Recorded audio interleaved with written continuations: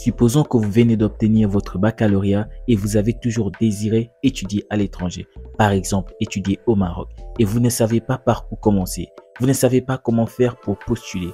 Vous ne savez pas ce que vous devez rassembler comme document. Vous ne savez pas ce qui vous attend en arrivant à l'étranger. Nous allons parler de ça dans cette vidéo. Je vais vous montrer à travers l'écran comment est-ce qu'on fait pour trouver une école en ligne et comment on fait pour postuler. Qu'est-ce qui se passe après avoir postulé et comment rassembler ces documents et préparer son voyage. Je vais vous expliquer étape par étape comment ça se passe et pour cela, vous avez besoin d'être attentif et de regarder cette vidéo jusqu'à la fin. Si tu viens de découvrir cette chaîne, n'hésite pas à t'abonner et à liker, ça me fera énormément plaisir. Allez, sans plus attendre, on commence maintenant. Si tu veux étudier au Maroc et que tu es à l'étranger, la première chose à faire, c'est de chercher une université en ligne, soit privée, soit publique. Mais généralement, c'est privé parce que pour accéder à des universités publiques, la démarche, elle est différente. Et là, on va se concentrer pour des universités privées parce que c'est là où c'est plus accessible et c'est là où plus de personnes y vont. Et bien évidemment, c'est là où c'est également plus cher. Et avant de rechercher des universités en ligne, tu dois avoir une filière en tête. Ça dépend de ta série. Si tu fais une série littéraire, tu dois avoir une filière en tête. Peut-être c'est le droit, peut-être c'est devenir je ne sais pas trop quoi. Si tu as fait de l'économie, peut-être tu veux faire de la gestion, peut-être tu veux faire de la comptabilité, je ne sais pas trop. Si tu as fait une série scientifique, peut-être tu veux faire de la médecine, peut-être tu veux faire de l'ingénierie, je ne sais pas trop. Mais en tout cas, en fonction de ta série, tu dois avoir une filière en tête. Et c'est à partir de ta filière que tu vas chercher l'université qui correspond à tes critères. Tu dois également mettre dans ta tête la ville qui t'intéresse et tu dois aussi prendre en considération les coûts liés à cette ville-là, à cette école-là. Donc, quand tu prends en compte toutes ces choses-là, tout ce budget-là, tu te lances maintenant pour rechercher l'université qui est spécialisée dans ta filière. Ok, supposons que vous voulez rechercher une université qui forme dans l'ingénierie par exemple. Vous êtes débutant, vous ne connaissez pas les noms des universités. Donc ça, c'est la méthode pour ceux qui ne connaissent pas les noms des universités parce que c'est le véritable problème que les gens ont, c'est qu'ils ne connaissent pas les noms des universités. Donc, vu que vous ne connaissez pas le nom des universités, il va falloir être stratégique. Vous allez venir, vu que vous cherchez des universités dans l'ingénierie, Google a une panoplie d'informations. Donc, il suffit juste de venir cliquer donc sur votre navigation. Donc là, vous pouvez passer par Google, vous écrivez université marocaine. Donc, vous précisez bien marocaine, université marocaine spécialisée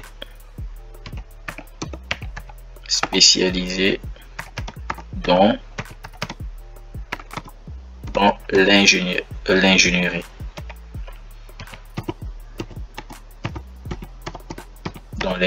Donc, en fonction de la filière, si par exemple vous voulez faire la médecine, vous cliquez médecine. Si c'est la gestion, vous cliquez gestion. Donc, vous mettez, après, vous lancez la recherche. Donc là, vous allez voir que Google va vous proposer différentes écoles qui forment dans cette filière-là. Donc ici, on vous propose déjà une école ici, une école dans la ville d'Agadir, qui offre les diplômes d'ingénierie d'État. Donc ça précise bien que ce sont des diplômes qui sont reconnus par l'État. Il faut savoir qu'il y a des universités qui ne sont pas reconnues par l'État. Donc il faut souvent lire, est-ce que ces universités sont reconnues par l'État ou pas avant de se lancer. Donc ici, on nous montre encore ici une école d'ingénierie de l'Université internationale de Casablanca. Voilà, donc ici, on vous montre les informations de cette université. Mais vous pouvez encore descendre, l'école s'appelle UIC, donc Université internationale de Casablanca. Voilà, vous avez des propositions ici. Quelle est la meilleure école d'ingénierie au Maroc? Donc, vous pouvez vérifier. Voilà, on vous donne des informations. Donc, vous avez d'autres types de questions qui vous sont proposées ici. Mais nous, on cherche des écoles. Donc, vous voyez, voilà une autre école ici. OMSI, École marocaine des sciences d'ingénierie. Vous pouvez cliquer dessus et lire pour voir si cette école correspond à vos critères. Vous avez une autre école ici, École d'ingénierie. École d'ingénieur Maroc. Vous cliquez, vous faites des recherches, vous lisez leurs documents. Vous pouvez, donc ici, voilà, un site ici qui vous dit qui vous propose des établissements qui forment dans l'ingénierie. On va peut-être cliquer dessus. Donc vous tombez ici, donc il y a des sites comme ça qui parviennent à réunir un ensemble d'établissements qui forment dans un certain domaine. Donc ça facilite un peu la recherche. Donc là je prends vraiment le cas de quelqu'un qui ne connaît pas trop, qui ne sait pas trop comment trouver des écoles ou trouver des villes. C'est cette manière de chercher qu'il faut. Donc ici regardez, on vous montre ici les différentes villes. ENSA d'Agadir. Voilà, on précise la ville. On précise la date de création de l'université. Voilà. Et on vous propose même le site web de cette école là. Vous voyez.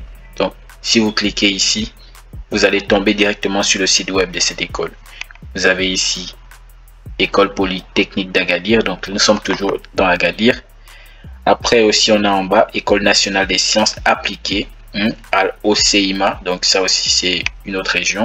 Vous cliquez si ça vous intéresse. Donc vous pouvez cliquer là où vous voyez, cliquer là, vous partez lire les informations sur ces villes là, sur ces écoles là, parce que en fonction des il y a différentes villes, il y a différentes écoles. Donc voilà, vous pouvez descendre. Là nous avons Casablanca. Je sais que beaucoup aiment venir à Casablanca, donc vous avez beaucoup d'écoles ici. ERN, EHTP, IGA, ENSEM, EMSI. Donc il y a beaucoup d'écoles. Donc Casablanca. Donc vous voyez que c'est en ordre alphabétique, hein. Donc on a commencé par A, Agadir. Donc nous sommes à B ici, BB. Après c'est C. Donc vous avez Fès ici. Donc tout ça, toutes ces écoles là forment dans l'ingénierie. Dans l'ingénierie pour les scientifiques. Donc voilà une très bonne méthode. Donc là nous avons Kenitra, nous avons Marrakech. Donc vous cliquez par exemple, on va prendre un cas. Donc par exemple ENSA de Marrakech. Donc on va cliquer ici. On dit que cette école là a été créée en 2000. Donc on clique par exemple. Vous allez voir qu'on tombe directement sur le site de cette école là. Vous voyez. Donc ça vous facilite la tâche. Donc là vous allez lire les différentes informations qu'il y a dans cette école là. Voilà. Donc vous avez tout ici. Donc vous voyez, on va retourner à la page où on était, parce que là où nous avons cliqué c'est une université publique. Donc il faut savoir que nous sommes sur une vidéo où on se concentre sur les universités privées, parce que la méthode pour postuler dans des universités publiques elle est différente. Comme vous pouvez le voir ici, il y a public qui est mentionné, il y a privé, il y a public, il y a privé, et nous on a cliqué sur public, tu vois.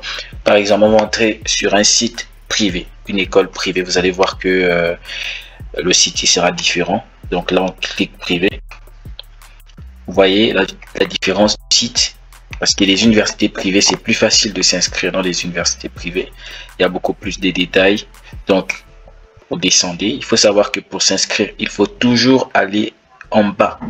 Donc ici vous voyez inscription ouverte. Vous voyez ici, vous pouvez encore aller en bas. Donc en bas, donc vous avez les témoignages des anciens étudiants qui vont dire voilà s'ils ont trouvé que l'école était bien ou pas.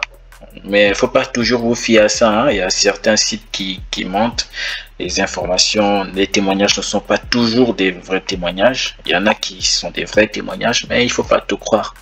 Parce que chaque école va chercher à se valoriser et tout. Donc ils vont forcément prendre des témoignages par-ci par-là pour dire du bien sur l'école. Mais arrivé au fond, l'école ne sera pas forcément une très bonne école.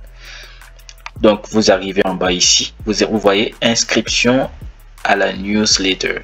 Donc c'est là où vous allez mettre vos informations. Vous mettez votre nom par exemple. Vous mettez votre prénom.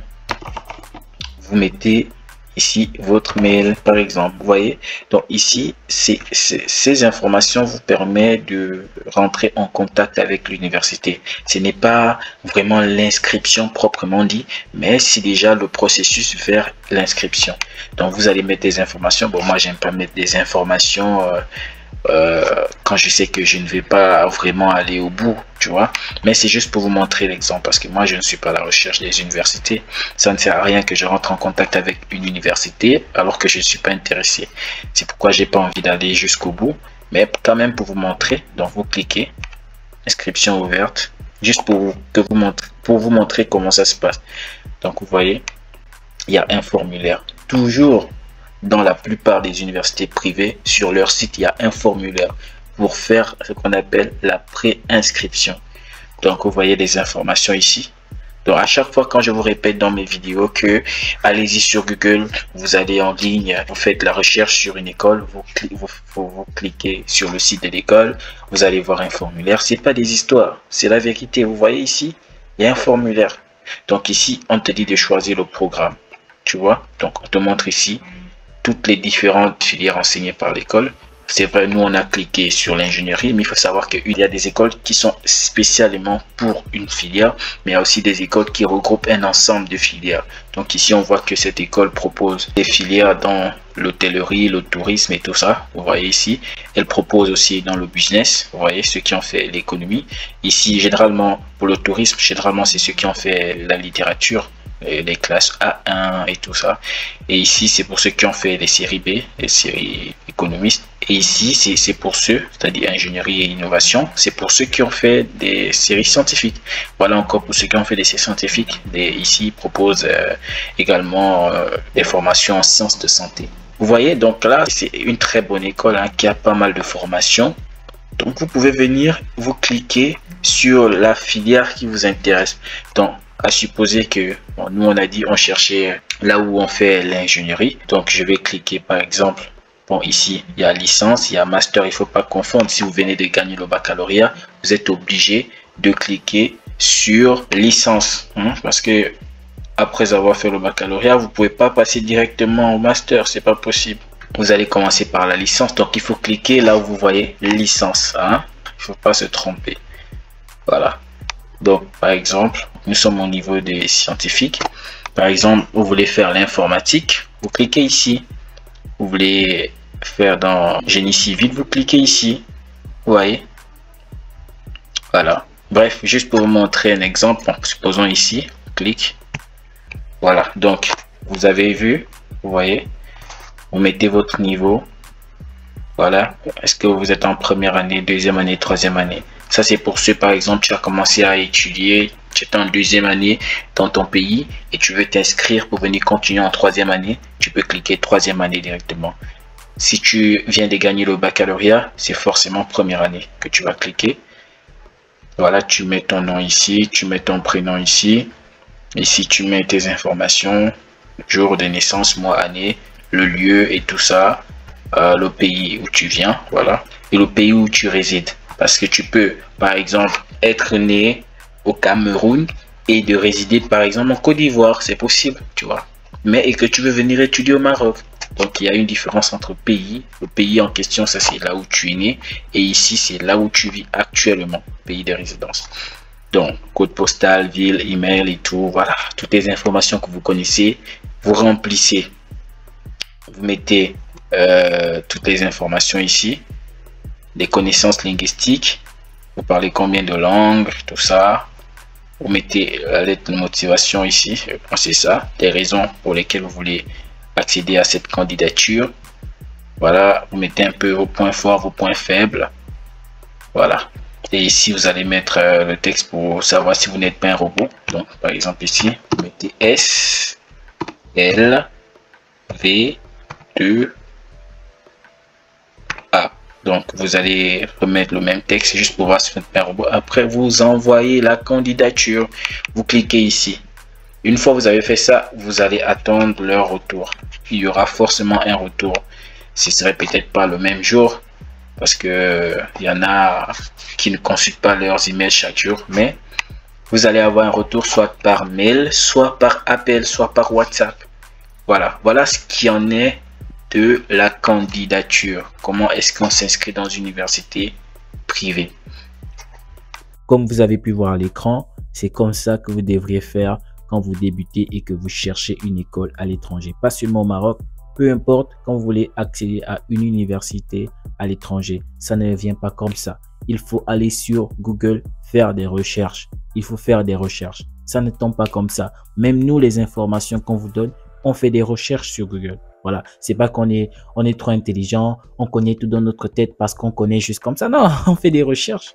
Il faut faire des recherches. Voilà, nous sommes en 2024, au 21e siècle. Il y a des gens qui ne savent pas comment on fait pour postuler. C'est quand même un peu étrange. Donc, comme vous avez vu, une fois vous terminez de remplir le formulaire, vous envoyez votre candidature. Là, c'est pour rentrer en contact avec l'école. C'est pour faire une préinscription. Une préinscription, c'est quoi? C'est une façon de montrer à l'école que vous êtes intéressé par leur formation. Donc, à travers cette préinscription, vous allez payer forcément des frais, mais ce seraient des frais pas très coûteux parce que c'est juste une préinscription.